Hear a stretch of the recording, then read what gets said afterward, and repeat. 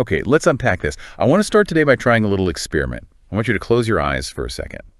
Imagine I walk up to you and I hand you a heavy, dusty book. The cover is worn leather, and on the front, embossed in gold, it says Old English Literature. What image pops into your head instantly? I can take a pretty good guess at this one. You are probably picturing men in tights. You're picturing a guy holding a skull looking sad. Yes. You're hearing thee and thou and forsooth. Exactly. That is exactly where my brain goes. I think of Hamlet. I think of Romeo and Juliet. Shakespeare. I think of language that is a little bit flyery and hard to understand, but, if you squint, it's still recognizable as English. And that is the biggest, most common misconception we have to clear up right out of the gate. Because if I handed you a manuscript of actual Old English, and we are talking about the language spoken in England before the year 1066, you wouldn't just struggle to read it, you wouldn't be able to read it at all. It looks like a completely foreign language. It effectively is. It looks like German or maybe Old Norse. It has letters we don't even use anymore. Oh, right. I saw some of those in the research. Yeah, there's the thorn, which looks like a P with a spike, and the eth, which looks like an eid with a line through it. Both make a l sound. It's just visually alien. And it sounds guttural, rhythmic, almost harsh to our modern ears. It is absolutely not Shakespeare. So Shakespeare isn't Old English. I feel like a lot of people make that mistake. A lot of people do. Shakespeare is actually early modern English. If you hopped as a time machine to 1600, you could talk to Shakespeare. Right. You'd have a weird accent, he'd have a weird accent, but you'd communicate. If you went back to the year 800, good luck. You'd be totally lost. Completely. Yeah. So we are diving way, way deeper than the Bard today. We're going back to the roots, the deep roots. We are. The mission for this deep dive is to explore the surviving literature of Anglo-Saxon England. This is the period roughly from the 7th century up until the Norman conquest in 1066. And I have to say, the stakes here are actually incredibly high. Why is that? What do you mean by high stakes? Because we nearly lost all of it. Right. I was reading in the notes about this concept called the miracle of survival, and it really blew my mind. We aren't talking about a massive library full of books here, are we? No, not even close. We are talking about scraps. If you take every single scrap of poetry, every sermon, every legal will, and every riddle that has survived from that entire era. Everything. Everything. You are looking at only about 400 manuscripts total. 400. For hundreds of years of culture. And it gets worse. For the poetry specifically, the really good stuff, the epics and the elegies that tell us who these people were, almost all of it exists in just 4 physical books. 4 books. That's it. That can't be right. That's it. Just 4 physical objects. If one library caught fire in the 1700s, which, spoiler alert, it almost did, and we'll get to that, we'd have nothing. Nothing. No Beowulf, no Wanderer. The entire poetic voice of a civilization would have just vanished into smoke. That is a terrifying thought. It makes you realize how fragile history really is. It's a miracle we have anything. So before we get into the nitty-gritty of the poems themselves, set the scene for us. What is the vibe of this era? Who are the people writing this stuff? Well, you have to imagine a world that is largely illiterate. This is an oral culture. Poetry wasn't something you read quietly in a corner with a cup of tea. Right, it wasn't a solitary activity. No, it was something you heard. It was an event. It was performed. By the scop, right, S-C-O-P. Exactly. The scop. This was the poet singer. Imagine a mead hall, a big wooden structure, timber-framed, fire roaring in the center hearth. It's cold and dark outside. I mean, really dark. Pitch black. And dangerous. The night is where the monsters are. That's a key point. Inside, the Lord and his warriors are drinking, and the scop stands up with a harp. His job wasn't just entertainment. He wasn't just the Spotify of the Dark Ages. I like that. He was the historian, the journalist, and the keeper of the community's memory. So he's the hard drive for the entire culture. He is. He held the reputation of the tribe in his mouth. If the scop didn't sing about your glorious deeds, you were forgotten. So if the scop didn't sing about you, you basically didn't exist in history. Precisely. And the culture itself seems like this really interesting mashup. You've got these Germanic warrior vibes, swords, shields, glory, blood feuds. All that Viking-esque stuff. Exactly. But then you also have the rising influence of Christianity, which is spreading across the island. It seems like a bit of a contradiction. How do those two things even fit together? That is the defining tension of the age. You have this ancient Germanic heroic code, which is all about loyalty to your lord, vengeance, and ring giving. Ring giving. Giving treasure to your warriors. We'll get to that. But that's colliding with the new religion of Christianity, which preaches forgiveness, humility, and the afterlife. So it's a clash of A worldviews. huge clash. And the literature we have sits right at the intersection of those two worlds. You'll see monsters being fought by guys who sound like Vikings, but they're thanking the Christian God for the victory. It's like a cultural remix. It is a remix. And because it was preserved by monks, who were the only ones writing anything down, everything we have is filtered through that lens. That's a really important point. Yeah. The writers had their own agenda. They did. They were preserving their pagan ancestors' stories, but they were tweaking them, adding a Christian moral here and there to make them fit their new worldview. So let's talk about the sound, because you mentioned this was an oral tradition, meant to be heard. I listened to some clips of Old English being read aloud while prepping for this, and it has this incredibly driving rhythm. It's not like the nursery rhymes I grew up with. No, and that's because the engine of Old English poetry isn't rhyme. In modern poetry, or even in nursery rhymes, we often rely on end rhyme. Cat, hat, moon, spoon. Right, it jingles. It jingles. Old English poetry doesn't care about that. Its heartbeat is built on something else entirely. Stress and alliteration. Okay, let's unpack this. Because the sources mention 4 basic rules of meter. And honestly, looking at the academic charts, it looked like complex mathematics. But I know you can break this down simply. I can, and it's fascinating once you hear it. So, rule number 1, every line of poetry is cut in half. Cut in half, like a physical gap on the page. Well, in the manuscripts, yeah, there's often a bit of a space. But more importantly, it's a pause. A breath in the middle of every single line. We call it the caesura. Caesura, got it. So you have the first half line, which scholars call the A verse, and the second half line, the B verse. It's like a breath, dum-dum-dum-dum, pause, dum-dum-dum-dum. Okay, so visually and audibly, it's 2 chunks. 2 chunks. Rule number 2. Generally speaking, each of those chunks, or half lines, has 2 strong beats, 2 stressed syllables. 2 beats per half, so 4 beats in a whole line. It sounds like a heartbeat. It is. It's a very strong percussive rhythm. But here is where it gets really interesting and where the artistry comes in. Rule 3 and 4 are about flexibility. They are called resolution and expansion. This was the part where I started getting flashbacks to music theory class. It is exactly like music theory. That's the perfect analogy. Think of it this way. In music, you have a steady beat, right? A quarter note, bam. Right. But you can replace that 1 quarter note with 2 eighth notes, ba-ba.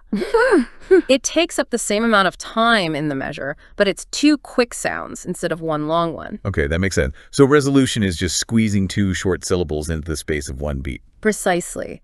The poet can speed up the delivery by using 2 short words or sounds that count as 1 lift or stress. It creates urgency, it varies the rhythm. So it doesn't just sound like a metronome. Exactly. And expansion. That's the opposite. Kind of. Expansion is sometimes they add a little run of unstressed words at the beginning of a line, like a pickup measure in music, that doesn't count against the beat limit. It lets the poet vary the speed so it doesn't sound like a robot. It lets the language flow naturally while keeping that underlying pulse. So it's not just da-da-da-da, it breathes. But what holds it together? If they aren't rhyming the ends of the lines, what stops it from just falling apart into prose? That is the role of alliteration. This is the glue. We usually think of alliteration like tongue twisters. Peter Piper picked a peck of pickled peppers. Exactly. But in Old English, it's not just a decoration or a tongue twister. It is a structural requirement. It is mandatory. The rules say that the first stressed syllable of the second half line must alliterate with 1 or both of the stressed sounds in the first half line. Wait, run that by me again. That sounds complicated. It's simpler than it sounds. Okay. Imagine the 2 halves of the line are 2 people standing on opposite sides of a canyon. Okay. They need to hold hands across the gap. The hand reaching across is the sound. So if the second half of the line starts with a stressed G sound, like gold, then the first half of the line has to have a strong word that starts with G, good, or gift, or God. So the sound links the 2 halves. It's a bridge. Yes. It creates a bridge, and once you start listening for it, you hear it everywhere. It gives the poetry this propulsive forward momentum. It pulls you from the first half of the line to the second half. It's what makes it poetry. And speaking of good, gift, and God, Yeah. they didn't just use normal words to make this work, did they? They used these puzzle words. What do they call them? Kennings? Kennings. These are my absolute favorite part of Old English literature. A kenning is essentially a metaphorical compound word. Instead of saying a simple noun, you combine two other words to create a poetic description. Like a mini riddle inside the sentence. Exactly. It served two purposes. One, it helped the poet meet those strict alliteration rules. If you need a W word for C, but C starts with S, you can invent a kenning that starts with a W. Ah, so it's a practical tool for the poet. It's a tool, but it's also art. The second purpose is that it adds flavor, it adds imagery, it makes the listener think for a split second. I found a few famous ones in the notes. Whale Road. The Whale Road. That's the sea. It paints a picture, doesn't it? It's not just water. It's a vast, dangerous highway for monsters. Yeah, it immediately makes the sea feel huge and a little scary. It reminds the listener that the sea isn't a vacation spot. It's a wild, untamed place. Here's another one, Ring Giver. You mentioned this. That's a king, or a lord. In the Germanic code, the king's job wasn't just to rule, it was to secure wealth, usually by winning battles and then distribute it. Rings and gold and swords to his loyal warriors to ensure their loyalty. So he is the ring giver. It defines his whole role. So it's a description of his function, not just his title. Precisely. One more. Sky Candle. The sun. It's poetic, but it's also kind of tough. You have to really know the cultural code to understand what they're talking about. It feels like an inside joke almost. You do. And that's why these poems were for an audience that knew the traditions. They weren't explaining things to outsiders. They were celebrating their own shared world. They loved wordplay. They loved puzzles. Okay, so we have the rhythm, we have the alliteration, we have the kennings. Now we have to talk about the heavy hitter, the one everyone has heard of, even if they haven't read it. Beowulf. The big one. The masterpiece. It's the longest epic we have, right? Over 3,000 lines. 3,182 lines, to be exact. It's found in a manuscript called the Noel Codex. And just to go back to that miracle of survival point, we need to talk about how close we came to losing this. The fire. The fire. This manuscript, the only copy of Beowulf in the entire world, was part of a collection owned by a guy named Sir Robert Cotton. His library was moved around, and eventually it ended up in Ashburnham House in London.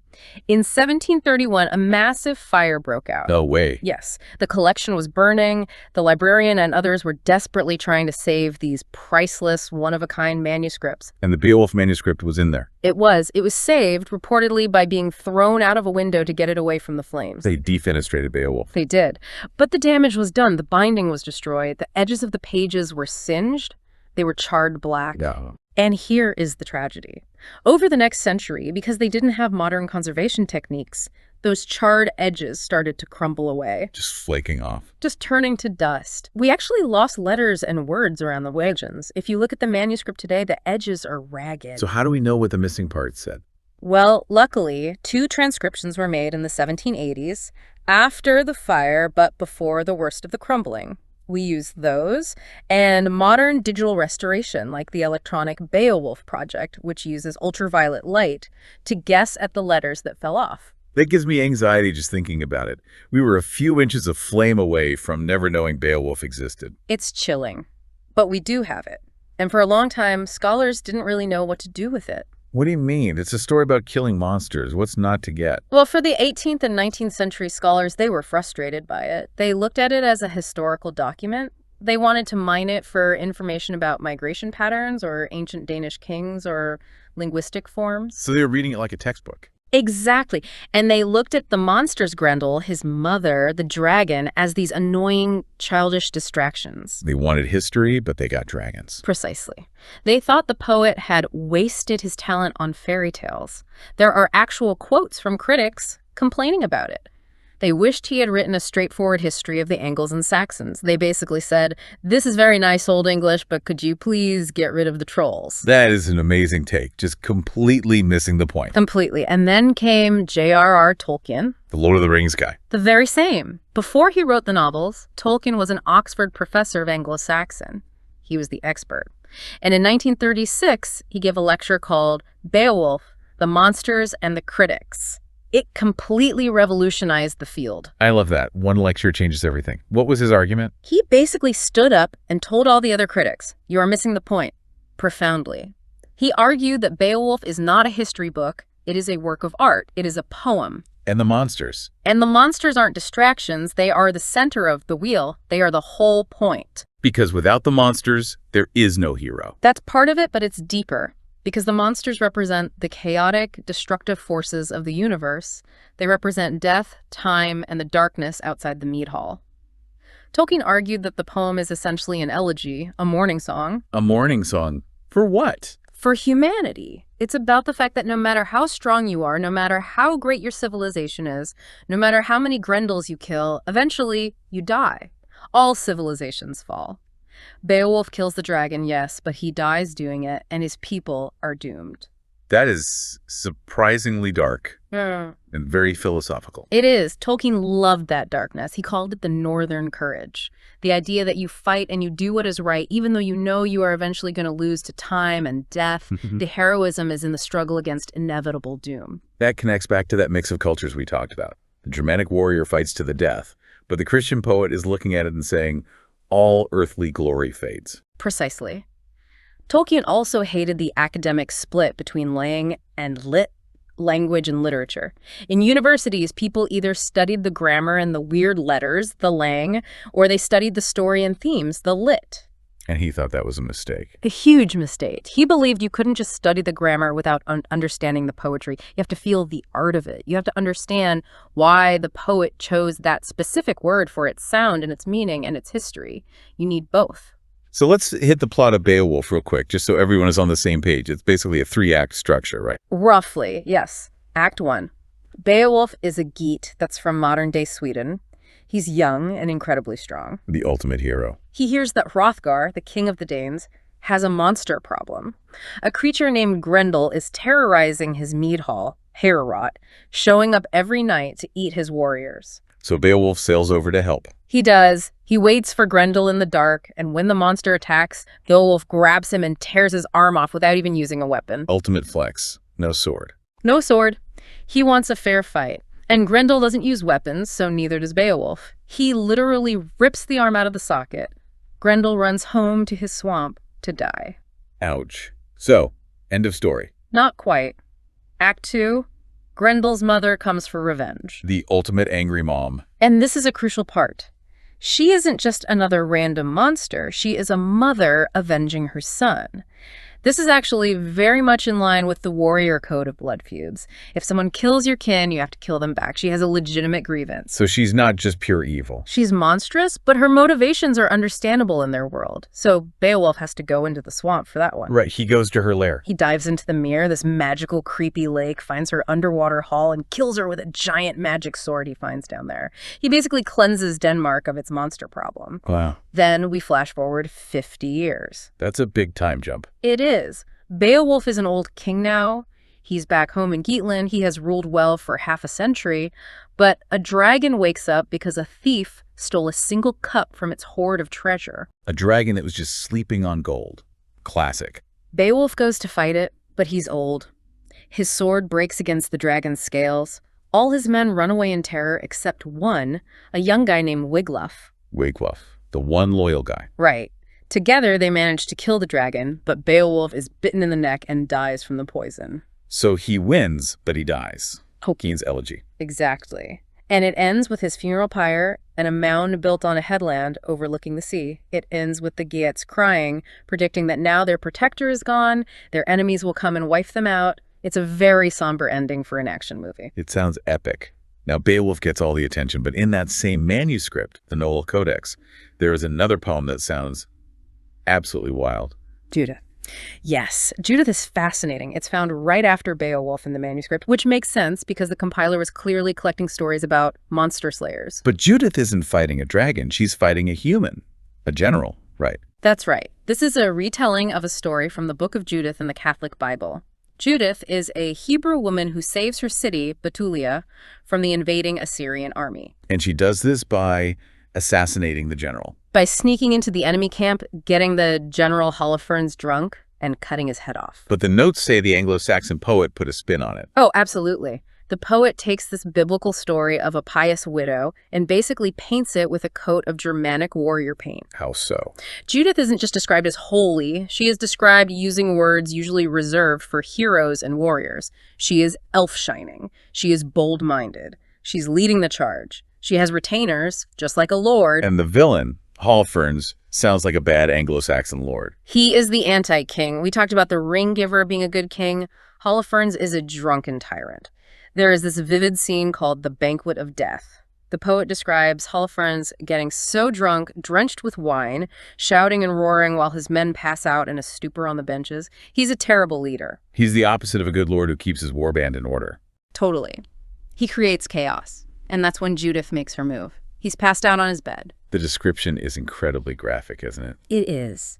She grabs him by the hair. She prays to God for strength, blending that piety with violence. And then she hacks at his neck with his own sword. The poem specifically says she strikes twice to get the head off. Oof. The double tap. That's brutal detail. It's visceral. She puts the head in a bag and takes it back to her people as a trophy. And then, inspired by her people launch a counterattack. And this is where that other trope comes in. The beasts of battle. The beasts of battle. That sounds like a metal band. It is very metal. It's a stock image, a poetic convention. Whenever a big battle is about to happen in Old English poetry, the poet zooms in on 3 specific animals: the wolf, the raven, and the eagle. Why those 3? They are the scavengers. They are the creatures that feed on the dead. They show up because they know dinner is coming. The wolf is described as forest hungry. The raven is dewy feathered. They are there to anticipate the slaughter. Wow. That is cinematic. It creates this incredible tension. It's like the camera panning to the vultures circling in a Western. It's the exact same technique. And speaking of cinematic techniques, Judith does something really cool with the meter. Remember we talked about the 4-beat line? Yeah, the steady heartbeat. Dum-dum-dum-dum. Well, in Judith, right around the climax, during that banquet scene in her prayer, the poet suddenly switches to hypermetric lines. Hyper meaning? Too much, meaning over measure. The lines suddenly get long. Instead of 4 beats, they have 6 or even more. They become these long, rolling, heavy lines that just spill across the page. Why do they do that? Is it just showing off? No, it's for emphasis. It slows the action down. It adds weight and solemnity to the moment. Think of it like a slow-motion shot in a movie. The noise of the banquet fades, the lines get long and heavy, and we focus entirely on the gravity of the moment when she raises the sword. That's incredible control over the medium. It's a brilliant stylistic choice. It's amazing that they had these tools in their toolbox. It wasn't just tell the story. It was, how do I manipulate the listener's heart rate? Exactly. It's sophisticated art. Yeah. So Beowulf and Judith are in the Knoll Codex. Mm-hmm. But you mentioned there are 4 great manuscripts. What are the others? Right. Quick recap. We have the Knoll Codex, which is the monster book. Then we have the Junius manuscript. This one is sometimes called the Kedmon manuscript. What's special about that one? It's fully illustrated. It has actual line drawings, which is very rare. It focuses on biblical poetry, retellings of Genesis, Exodus, Daniel, basically the Old Testament in poetic form. Okay, so that's the religious volume. Mostly. Then there is the Vercelli book. This is the mysterious one. It was found in a library in Vercelli, a city in northern Italy in the 19th century. No one knows for sure how it got there. Italy. How does an Anglo-Saxon book end up in Italy? The best guess is that an Anglo-Saxon pilgrim was traveling to Rome, which was a common pilgrimage, and stopped in Vercelli. Maybe he died there, or maybe he just left the book behind at a hospice. That's a long time to leave a book in Lost and Found. 1,000 years. And inside it is one of the greatest religious poems, The Dream of the Rood, which we'll definitely get to. And the 4th one. The 4th one is the Exeter book, and this is my personal favorite because of its history. It has been in Exeter Cathedral since it was donated by Bishop Leofric in the 11th century. It hasn't moved, but it has clearly lived a very, very hard life. I read about this. It's beat up. Beat up is putting it mildly. The front pages are missing entirely. There is a huge burn mark on the back pages that looks suspiciously like someone put a hot glue pot or a cooking pot on it. They used a priceless, one-of-a-kind manuscript as a coaster. Essentially, someone was working in the library, needed a place to set down their hot glue, and just use the book. That's unbelievable. There are also stains that look like a beer tankard was set down on it repeatedly. Yeah. There are cut marks on the cover where someone maybe used it as a cutting board for slicing gold leaf or leather. That is heartbreaking, but also kind of humanizes it. It wasn't behind glass in a museum. It was in the world being used. It was a working book. Yeah. And the Exeter book is the most diverse collection we have. It has the elegies, the sad wisdom poems, but it also has the riddles. The riddles? I heard these can be pretty funny. Yes. There are nearly 100 of them. They are playful, clever, and sometimes incredibly lewd. Lewd. Anglo-Saxon monks writing lewd riddles. Oh, yes. The Anglo-Saxons had a very earthy sense of humor. They loved double entendres. There are riddles that describe an object in a way that sounds extremely sexual. Give me an example. I have to hear this. Okay, there's one where the riddle describes something that stands up tall in a bed, is hairy at the bottom, and a bold peasant's daughter lays her hands on me. It goes on, describing how a woman grabs it. Whoa, okay, I see where that is going. This is in a book from a cathedral. And then the answer turns out to be an onion. An onion, of course. An onion. The joke is on you for having a dirty mind. The poet is laughing at you from 1,000 years away. It shows a side of these people that isn't just grim warriors dying in the snow. They like to laugh. They liked wordplay. I love that. But the Exeter book also has the sad stuff, the elegies. Yes. Yeah. This is the melancholy and faith section of our deep dive. The two big ones are the seafarer and the wanderer. The titles alone sound lonely. They are deeply lonely. You have to understand, in Anglo-Saxon society, your entire identity was tied to your lord and your kin group, your comitatus. If you were exiled, if your lord died and you were left alone, you were a wretch. You were nobody. You had no legal protection, no home, no purpose. So these poems are from the perspective of an outcast. Exactly. The Wanderer talks about a man who has buried his lord. He dreams that he was back in the mead hall, feasting and hugging his king, putting his head on the king's knee. A sign of fealty, right? Right, a very intimate gesture of loyalty. And then he wakes up to see only the fallow waves and the bathing seabirds. The contrast is brutal. It really paints a picture of the cold. It does. It captures the physical cold of the winter sea, but uses it to mirror the internal cold of loneliness. The birds are his only companions. It's a poem about memory and loss. It sounds incredibly depressing. It is, but there is a turn. Most of these elegies follow a specific structure. They start with the personal, earthly hardship, the cold, the hunger, the exile, the loss of a loved one, but then they pivot. A pivot to what? They move from the physical to the spiritual. The speaker starts to generalize their own suffering into a statement about the world. They realize that everything on earth is fleeting. Lords die, buildings crumble, friends leave. It's all temporary. So the only true stability is God. The Seafarer does this beautifully. The speaker talks about how the land dwellers, people living safe in cities with wine and harps, don't understand the suffering of the sea, but he's drawn back to the sea anyway. Wow. Because by the end, you realize the journey isn't just a physical one. The home he is searching for isn't a port, it's heaven. So it starts as a survival story and ends as a sermon. In a way, yes. It connects that exile theme to the Christian idea that we are all exiles on earth, wandering, waiting to go to our true home with God. It's a way of making sense of suffering. That brings us to the Vercelli book and the Dream of the Rood.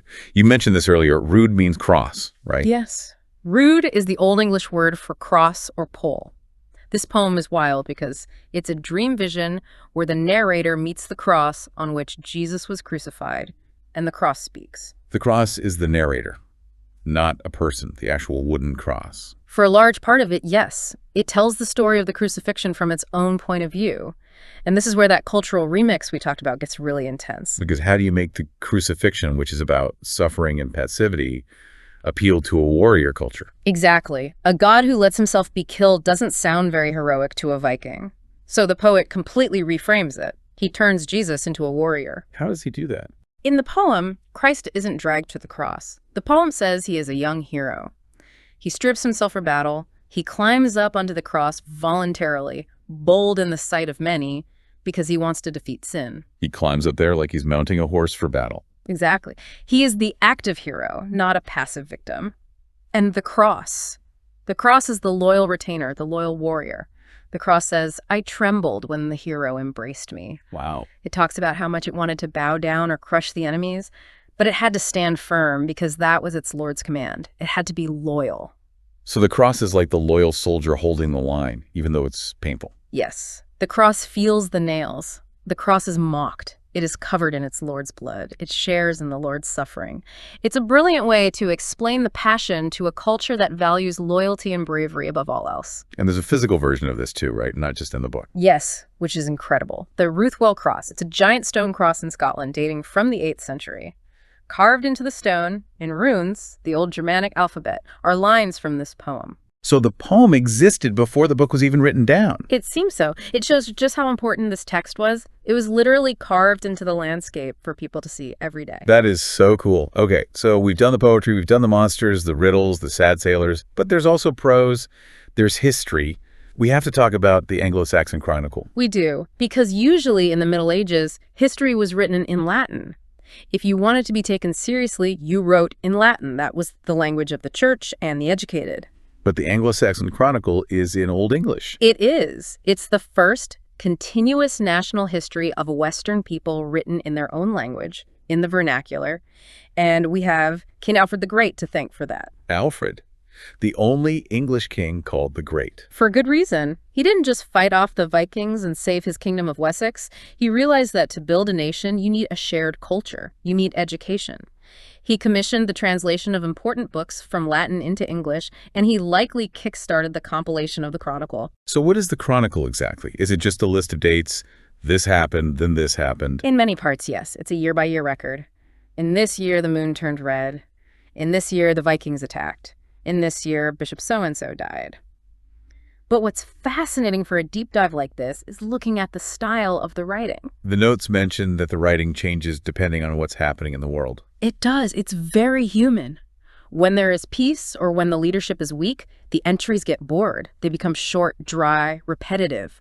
In this year, the king did this, and in this year, he did that. You can feel the scribe is just checking a box. But when things get crazy, When there is war, when there is a crisis, the writing comes alive. the scribe wakes up. He does. The sentences get longer, the details get specific, the language gets intense. You can feel the anxiety and the adrenaline in the ink. You get these really vivid descriptions of battles and raids. And sometimes they just give up on prose entirely and break into song. Yes. My favorite example, the Battle of Brunanburh. This is an entry for the year 937. King Athelstan, who is Alfred's grandson, wins a massive nation-defining victory against a coalition of Scots and Vikings. And the chronicler gets excited? He doesn't just say Athelstan won. He inserts a full-blown, triumphant, chest-thumping poem. A propaganda poem, basically. 100%. It's a victory lap. It talks about hewing the shield wall. It mocks the survivors fleeing back to their ships. It celebrates the slaughter. It's all about building a national identity. We, the West Saxons, the descendants of the Angles and Saxons, did this great thing. It's history-making as it happens. It is. But then later in the Chronicle, things go downhill. Uh-oh. They do. If you read the entries from around the year 1001, the entries are grim. The leadership is failing under King Athelred the Unready. The Vikings are back, and they're burning everything. And the writing reflects that. Completely. The Chronicle becomes a record of failure, confusion, and betrayal. The entries are long and detailed again, but this time they're full of despair. And when they were in the east, our army was kept in the west. And when they were in the south, our army was in the north. It's a stark contrast to the glory of Brunanburh. It really paints a picture of a society that knew how fragile it was. Which brings us back to where we started. The fragility of all this. It connects everything. The elegy theme in Beowulf that Tolkien identified, the crumbling pages of the manuscript, the lonely seafarer staring at the waves. This was a culture that was acutely aware that things end. They knew that stone walls crumble and that winter eventually comes for everyone. All earthly glory fades. Exactly. That's the constant refrain. So what is a legacy here? Why should we care about a bunch of charred books and 1,000-year-old poems that we can't even read? Well, as Tolkien said, Old English isn't just a root. Roots are buried and dirty. He said it is already in flower. It wasn't primitive. It wasn't a crude beginning. It was a sophisticated, complex, beautiful art form in its own right. It had rules, it had philosophy, it had amazing artistic techniques. It did, and it is the ancestor of the language we are speaking right now. Every time you talk about water or earth or night or day or love or heart, you are speaking Old English. The bedrock of our daily communication comes from them. And the storytelling, too. The monsters, the heroic last stands, the dragons on their hordes.